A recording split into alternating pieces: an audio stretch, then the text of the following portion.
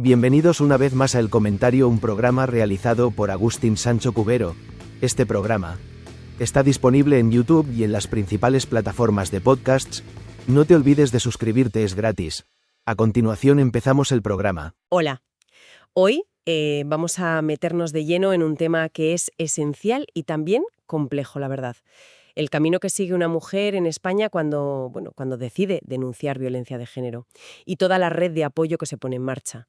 Tenemos para esto un análisis bastante completo, actualizado a 2025, que nos va a servir un poco de guía. Exacto. Antes de empezar, lo primerísimo y más importante, si alguien que nos escucha o alguien que conoce está en peligro ahora mismo, la prioridad absoluta es la seguridad. Hay que llamar inmediatamente al 112. La vida va primero, siempre. Sin duda. Vale.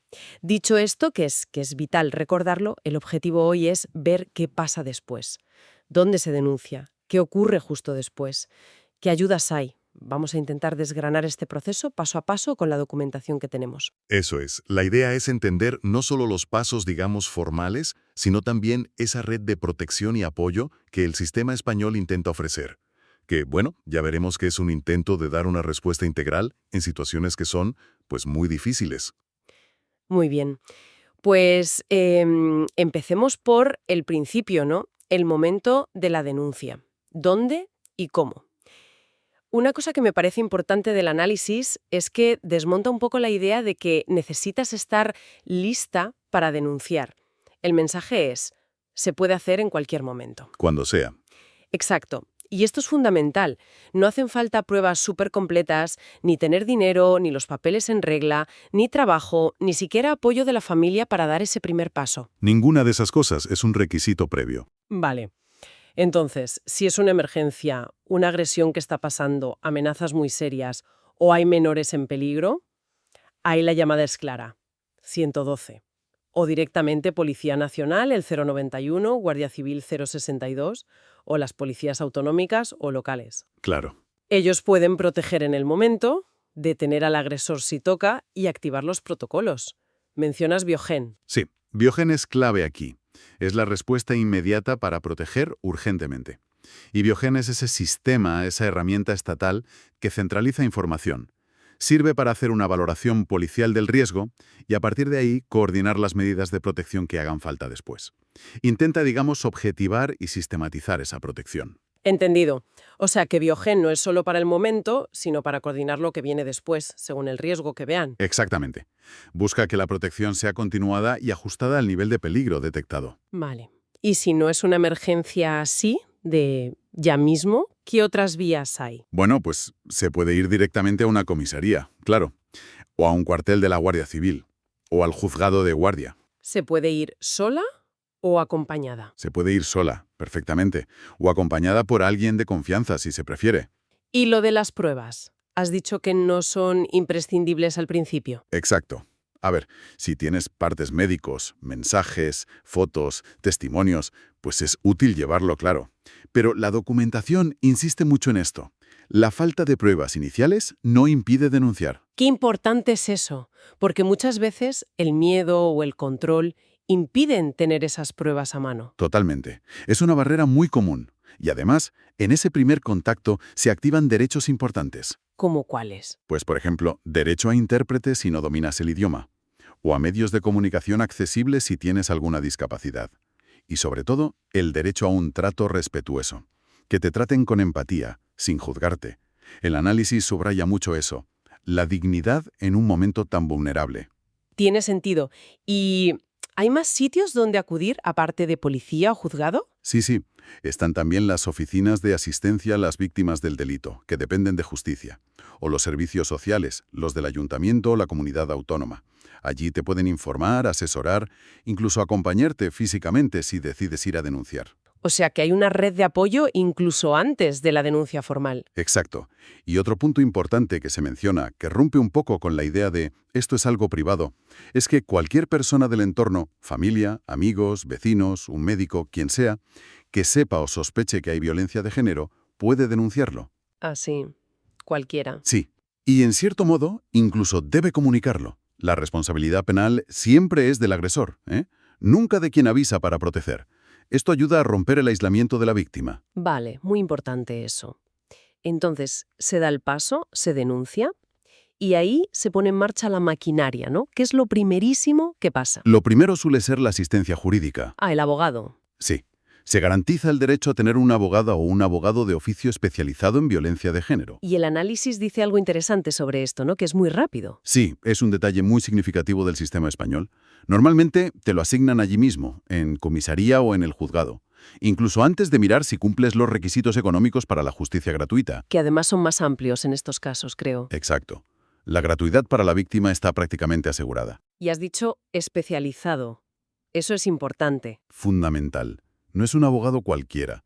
Tiene que ser alguien formado en violencia de género, que entienda las dinámicas de poder, el ciclo de la violencia, las secuelas. Su trabajo no es solo representarte en un juicio, es informarte de todo desde el minuto 1. Derechos penales, civiles, laborales, sociales. Explicarte bien qué es la orden de protección, qué implica, qué otros recursos hay. Es empoderar a la mujer con información fiable. Entendido. Y a la vez que esto, lo que decíamos antes, la policía hace la valoración del riesgo y mete el caso en Biogen. Eso es. Y según el nivel que salga, no apreciado, bajo, medio, alto o extremo, pues se ponen unas medidas policiales de protección u otras, más vigilancia, llamadas de seguimiento, lo que sea. Esa sistematización del riesgo con Biogen intenta que la respuesta sea más objetiva, ¿no? Sí, ese es el objetivo. Aunque bueno, predecir el riesgo en estos casos siempre es complicadísimo, claro.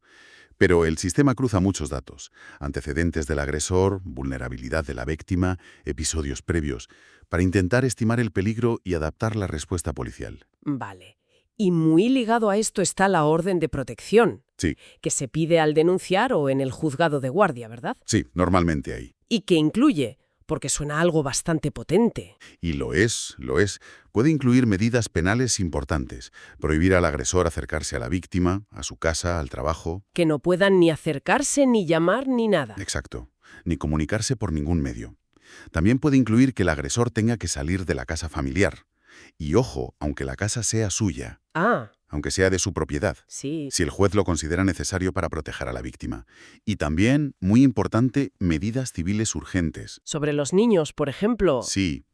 Sobre la custodia de los hijos, el régimen de visitas que se puede suspender, quién usa la vivienda familiar o si tiene que pagar una pensión de alimentos.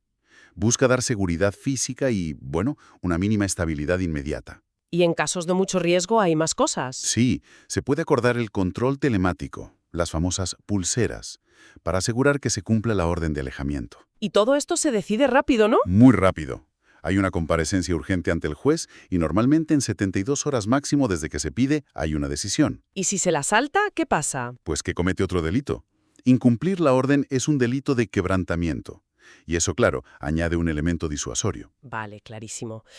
Otro concepto que aparece mucho en la documentación, la acreditación administrativa como víctima de violencia de género. ¿Para qué sirve esto exactamente? Pues es como una llave, digamos. Es necesaria para acceder a muchas ayudas y derechos específicos, sociales, laborales, económicos. Y lo bueno es que no hace falta esperar a que haya una sentencia firme, que eso puede tardar años. Exacto. Ese es el punto clave. ¿Y cómo se consigue? Pues hay varias formas. A ver, Tener una orden de protección en vigor es una. O una resolución del juez que ponga medidas cautelares de protección, aunque no sea la orden completa. También sirve un informe del fiscal que vea indicios de violencia de género. incluso sin decisión judicial. Sí. O también valen informes de los servicios sociales públicos, de los servicios especializados en violencia de género o de las casas de acogida. Entiendo. O sea que se reconoce la situación de víctima mucho antes, basándose en indicios cualificados. Justo. Y esto permite que la mujer pueda acceder a ayudas para buscar trabajo, apoyo económico, vivienda, asistencia social. Mucho antes. Le da herramientas para poder romper con la violencia y empezar a rehacer su vida. Es fundamental. Tiene todo el sentido, sí. Vale, pues una vez que se ha denunciado, y a menudo con esa acreditación ya, se abre todo un abanico de recursos. Vamos a repasarlos, que el análisis detalla unos cuantos. Venga. Empezamos por la protección. Ya hemos dicho. Seguimiento policial según el riesgo biogen, que se revisa. Y muy importante, la protección también para los hijos e hijas, que ahora son víctimas directas por ley, no solo testigos. Sí, eso fue un cambio legislativo muy relevante. Luego, alojamiento seguro. El análisis habla de dos tipos. Centros de emergencia, 24 horas, para salir corriendo, ¿no? Para una acogida inmediata. Eso es, para la urgencia. Y luego, casas de acogida o pisos tutelados, para quedarse más tiempo. Sí, para estancias más largas. Y son gratuitos, confidenciales y seguros. Para ella y para sus hijos.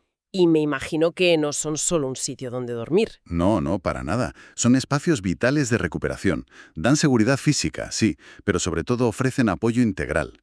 Tienen equipos de trabajadoras sociales, psicólogas, asesoría legal. Ayudan a superar el trauma, a recuperar la autoestima, a reorganizar la vida, a planificar el futuro. Son, vamos, espacios de empoderamiento. Suena fundamental, la verdad. Y ligado a esto, la asistencia psicológica y social especializada. Claro, apoyo terapéutico para ella y también para los menores, que las secuelas en ellos pueden ser tremendas, aunque no se vean. Y las trabajadoras sociales que ayudan con todo el papeleo, ¿no? Buscar ayudas, buscar curro, formación, piso, el cole de los niños, poner orden en el caos, básicamente. Exacto. Son figuras clave para navegar toda la burocracia y los obstáculos prácticos. Y entramos en algo muy práctico que destaca el análisis, los derechos laborales. Sí, aquí hay cosas muy concretas. Con esa acreditación de víctima tienes derechos específicos en el trabajo. Por ejemplo, reducir o cambiar tu horario. O pedir un traslado a otra ciudad, si la empresa puede. Para alejarte del agresor, claro. O suspender el contrato temporalmente, pero guardándote el puesto. Hasta 18 meses, dice. Sí, con reserva del puesto.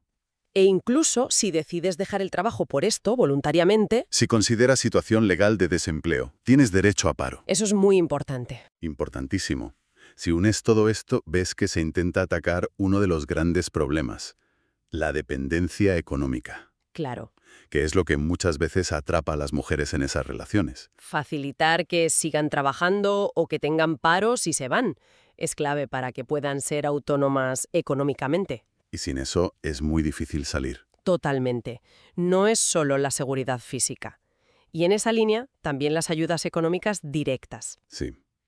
Hay una ayuda específica de pago único para víctimas con pocos ingresos y que lo tienen difícil para encontrar trabajo. Y acceso prioritario a programas como la Renta Activa de Inserción, la RAI. Y prioridad en cursos de formación, en políticas de empleo y luego, claro, las ayudas que puede haber de cada comunidad autónoma. Vale. ¿Y en cuanto a vivienda, aparte de las casas de acogida? Pues se prevé acceso preferente a vivienda pública protegida. Ajá. Para facilitar el cambio de domicilio. Por ejemplo, que la víctima se pueda quedar en la casa alquilada, aunque el contrato esté a nombre del agresor, si lo decide un juez. Y también normativas para intentar proteger contra el corte de luz, agua, gas, si hay una situación de vulnerabilidad económica, por culpa de la violencia. Bien. Y queda un colectivo específico, las mujeres extranjeras en situación irregular. ¿Qué pasa con ellas? Aquí el análisis es muy claro. Si una mujer en esta situación denuncia violencia de género, se paraliza cualquier expediente de expulsión que tenga. Se para. Sí. Y más importante aún, puede conseguir una autorización de residencia y trabajo temporal, por circunstancias excepcionales. ¿Cómo? Si consigue una orden de protección del juez, o si no, con un informe favorable del fiscal. ¿Y a partir de ahí? Tiene exactamente los mismos derechos y acceso a todos los recursos que las mujeres españolas. Sanidad, ayudas sociales, económicas, todo. Pues esto es de una relevancia enorme, ¿no? Absolutamente. Reconoce que ser migrante sin papeles no puede ser un impedimento para protegerte de la violencia machista. Aborda esa doble vulnerabilidad. Ser mujer víctima de violencia y además estar en situación irregular. Evita que el miedo a que te expulsen te impida denunciar. Es un avance en derechos humanos muy significativo. Queda claro, sí, la red es amplia una vez denuncias. Pero, ¿y antes? O si una mujer tiene dudas, tiene miedo, no se ve capaz de ir a comisaría. Hablas de recursos, de información y apoyo. Sí, claro. Y ahí el teléfono clave es el 016. El 016. Es gratuito. No deja rastro en la factura del teléfono, que eso es importante, por seguridad. Funciona 24 horas, 7 días a la semana, todos los días del año. ¿Y atienden otros idiomas? En más de 50 idiomas. Y te dan información general. Y también asesoramiento jurídico especializado sobre violencia de género. Y es totalmente confidencial. Y no solo es teléfono, ¿no? No. También tienen consulta por email y un chat online en la web. el 016 online y canales de WhatsApp también. Muy completo. Y aparte del 016, recordamos el 112 para emergencias. Siempre. Y luego hay teléfonos 24 horas específicos en algunas comunidades autónomas. Las oficinas de asistencia a víctimas que decíamos. Y las asociaciones. Y una red muy importante de asociaciones y ONG especializadas, que dan información, acompañamiento, apoyo psicológico, social, hacen una labor brutal. Y lo interesante de estos servicios, como el 016 o las asociaciones, es que sirven como un primer paso, ¿no? A veces antes de la denuncia. Totalmente. Son vitales para mujeres que aún dudan, que necesitan información anónima para entender qué les pasa, qué derechos tienen, qué opciones hay. Incluso te pueden ayudar a hacer un plan de seguridad. Un plan de seguridad. ¿Cómo qué? Pues pensar qué hacer si la cosa se pone peor, tener a mano documentos importantes, DNI, cartilla sanitaria, preparar una bolsa pequeña con lo básico por si tienes que salir corriendo, avisar a alguien de confianza, pensar dónde podrías ir. Pasos prácticos para estar preparada. Exacto. Pasos previos que pueden ser cruciales si decides o necesitas salir de ahí. Y el análisis lo dice claro. No hay un solo camino. No. Puedes empezar por llamar al 016 o ir a servicios sociales o a una asociación. Puedes ir guardando pruebas poco a poco si puedes. Mensajes, correos, fotos de lesiones, anotar fechas, buscar testigos. Y por supuesto, el papel del entorno es fundamental. La familia, los amigos, los compañeros, si apoyan, sin juzgar, y respetan sus decisiones. Eso es oro. Pues haciendo un poco de balance de todo esto que hemos ido viendo, basándonos en este análisis de 2025, ¿qué imagen nos queda? Yo creo que emerge el retrato de un sistema complejo, seguro que con sus fallos y cosas a mejorar en el día a día, ¿no? Sin duda, la implementación siempre tiene retos. Pero que en España, al menos en el diseño, intenta dar una respuesta bastante integral, bastante estructurada, desde que una mujer decide dar el paso. Hay canales claros para denunciar, protocolos para protegerla rápido, ayuda legal especializada asegurada y un montón de recursos sociales, económicos, laborales, de vivienda, para apoyarla a ella y a sus hijos. Sí, la estructura está bastante definida. Y el mensaje de fondo que transmite toda esta documentación es potente, yo creo. Es directo. Ninguna mujer tiene que aguantar hasta el límite, ni demostrar nada increíble para que la crean o la protejan. El sistema está pensado, sobre el papel, para reconocer su derecho a estar protegida desde el principio, a que le den información clara, a tener apoyo integral y, sobre todo, a tener la oportunidad real de rehacer su vida, libre de violencia. Sí, esa es la intención declarada del sistema.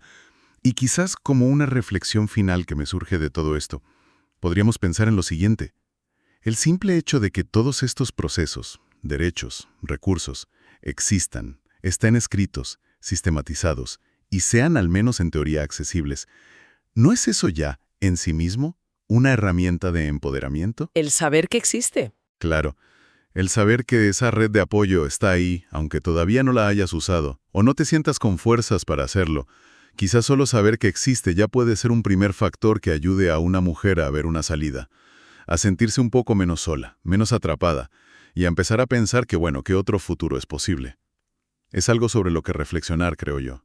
Hasta aquí esta edición del programa del comentario, un programa realizado por Agustín Sancho Cubero. Este programa está disponible en YouTube y en las principales plataformas de podcasts. Hasta la próxima edición del programa. Muchas gracias. Dirección y realización Agustín Sancho Cubero.